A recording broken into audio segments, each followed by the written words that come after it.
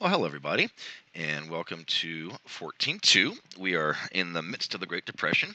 And one of the things that was a mark of the Great Depression were what we call shanty towns.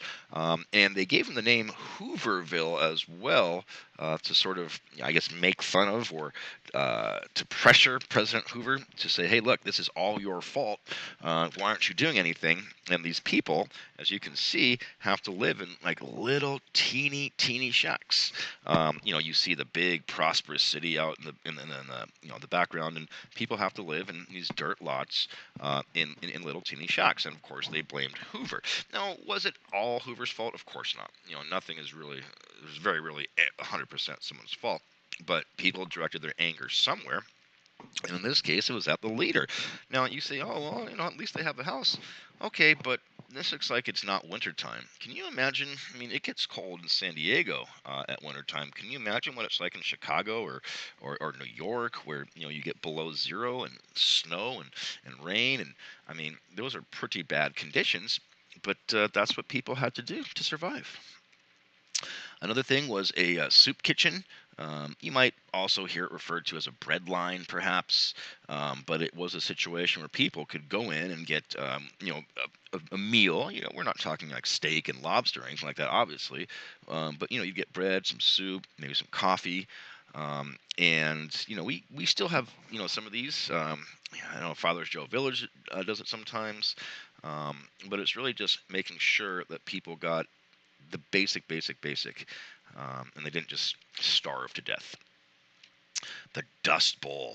Now this, we'll see a video on it a little bit later, but this was a real tragedy, especially because in the beginning, before in the Midwest, is a Great Plains, and the soil was fertile, it was rich, it was everything grew, it was just this great time. All sorts of crops grew, no problem at all. And then after a few years, all of a sudden, it stopped raining, turned really dry. The wind started to kick up.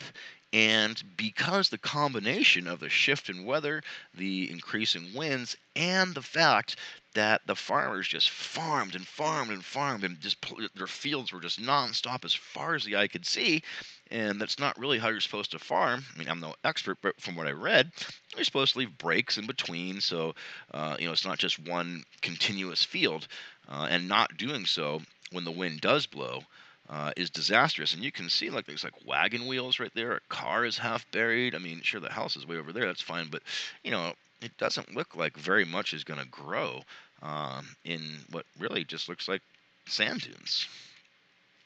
Well, there's Herbert Hoover, the person that everyone blamed for the Great Depression. Not necessarily that it happened, but many people blamed him because they felt he just wasn't really doing anything to fix it. He was sort of just standing there. Oh, don't worry, it'll get better. And it is true that the economy had gone through ups and downs before, and will continue to do so. And perhaps Hoover thought this was just a typical, boom and bust cycle.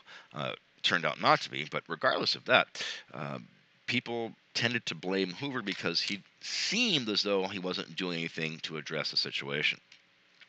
One of the things that Hoover did eventually was to build the Boulder Dam, which, as you now know, is called the Hoover Dam. And if it's right out by Las Vegas. If you go to Las Vegas or anything, you can go and visit that. It's not too far away. And not only did it provide electrical power for massive amounts of people in the Southwest, but it also put a lot of people to work. Decent paying jobs, and it still is standing there today. So it's no longer called the Boulder Dam. It is, of course, now called the Hoover Dam. All right, and that's it for today. Thank you.